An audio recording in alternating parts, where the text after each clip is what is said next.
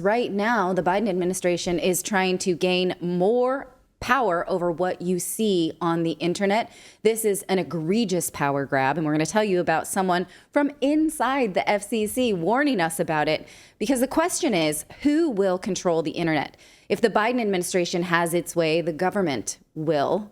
We see them just trying to wrestle that power into their own arms every damn day.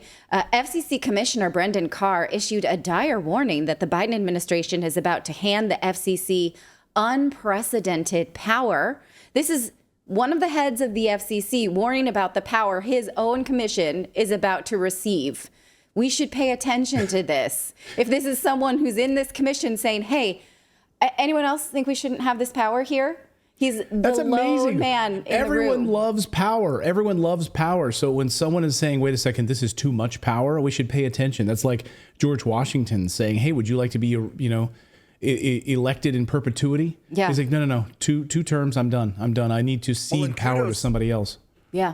Yeah, and kudos for somebody actually standing up to power in a position that they were put in. Like, they're doing their job. And they're risking their job, by the way. And it's like at the end of Batman when they destroy that power to see the whole city. Right. And and he's like, we shouldn't have this. The Dark Knight. This is not very good. Right. Yes, The Dark Knight. Okay, so let's take a look at the letter that he posted just a few days ago. What this is about is that the FCC is about to vote on President Biden's plan to give the administration state effective control of all internet services and infrastructure. Carr published this warning saying the plan is equivalent to Soviet-era planning and control. Say no more, right? Because Soviet-era plan and control was concentration in the hands of a few. That's the reason that was a large reason behind infrastructure collapse in the Soviet Union, why we no longer have it. We spoke about this when the rules were announced a few weeks ago.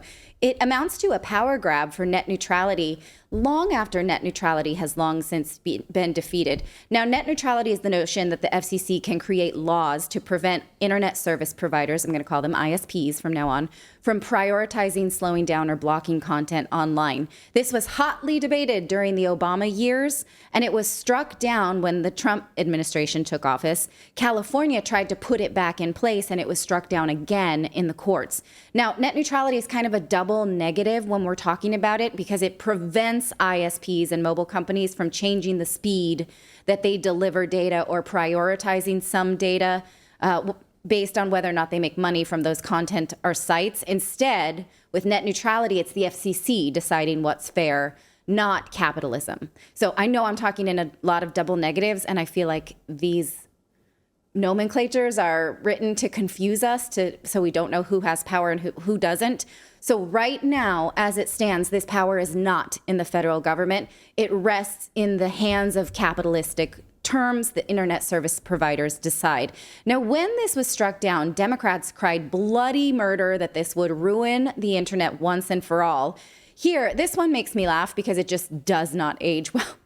Here is NBC saying that when we don't have net neutrality, it will marginalize LGBTQ plus people because their corner of the internet will be slowed. Take a look at this warning from years and years ago saying, LGBTQ people are going to be in big trouble when the federal government does not regulate the internet. Boy, did they have that backwards, because since the end of net neutrality, the opposite. The internet is more LGBTQ. It certainly is not less. I don't know what internet, they were worried about.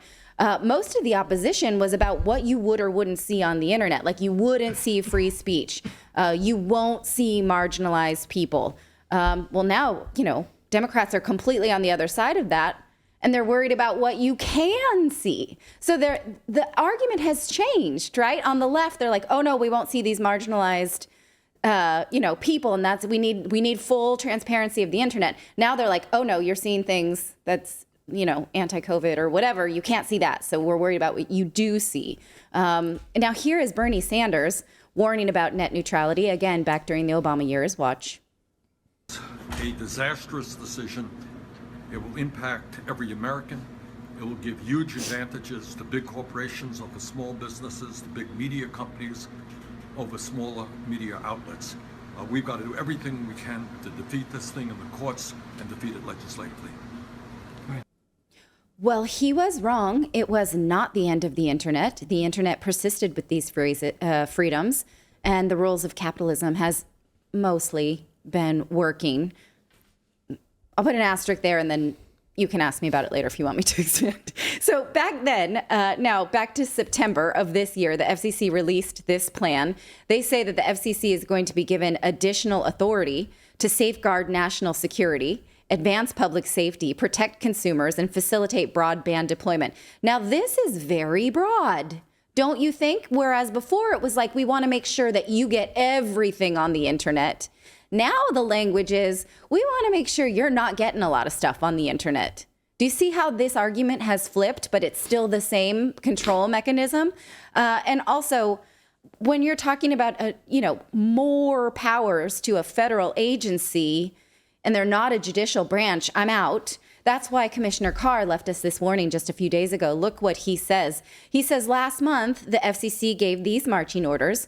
The president called on the FCC to implement this long thing that we just showed you. What he says here is, for the first time ever, those rules would give the federal government a roving mandate to micromanage nearly every aspect of how the internet functions, from how ISPs allocate capital and where they build, to the services that consumers can purchase. So services, like, are we talking about shows? Like maybe you want to watch a news program like this. Would you be allowed? From the profits that the ISPs can realize and how they market and advertise services, to the discounts and promotions that customers can receive. Talk about central planning. So it's like everything about the internet, right, will be regulatable.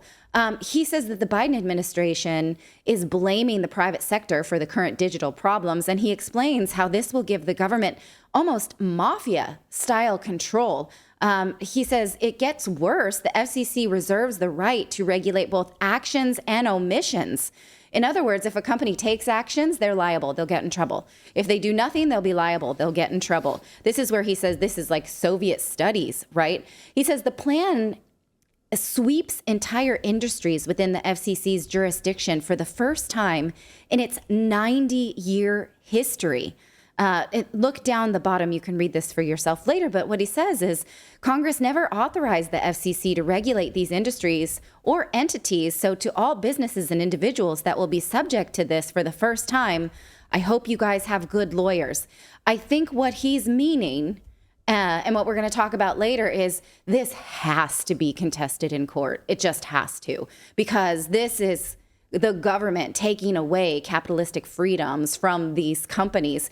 The way that it was shut down during the Obama years was in the courts, was when AT&T, Google, Comcast, they fought it, and they will have to do that again. Undoubtedly they will, or else they'll just be regulated out of existence.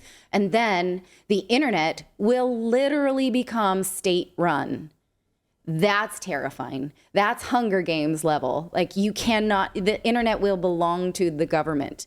Can you imagine? No, this is I won't be able to sit here like this. No, this is unbelievable. No way. This will change the internet forever. Yes. Make no mistake about it. Again, I kind of come back to the story we did earlier about the digital identification. You have a choice right now to speak out against this, because this is coming. You saw when people rose up against net neutrality, they rose up and spoke out. All of these websites shut down, went black. They they shut down their websites. Wikipedia, remember Wikipedia? I think went black. Everyone's like, no, we're not going to allow this to happen. Right. And the internet rose up and said, no, this can't happen. Now there's like silence on this. They're fine. The left is like fine with what the Biden administration is doing here. Yeah, it's crazy. He said that even though they've been discussing these type of plans for 2 years. Take a look here. He says there's little or no evidence that it even needs to happen. They're not proving that there's already a problem. They're just saying they want this. He says, even in the absence of any evidence of intentional discrimination, the Biden plan states that the FCC can impose potentially unbounded liability if the agency finds that some act or failure to act happened to result in a disparate impact based on the FCC's own judgment. That makes them the law enforcer, the judge, all of that, right? So you can imagine. So let's just play this out for a second.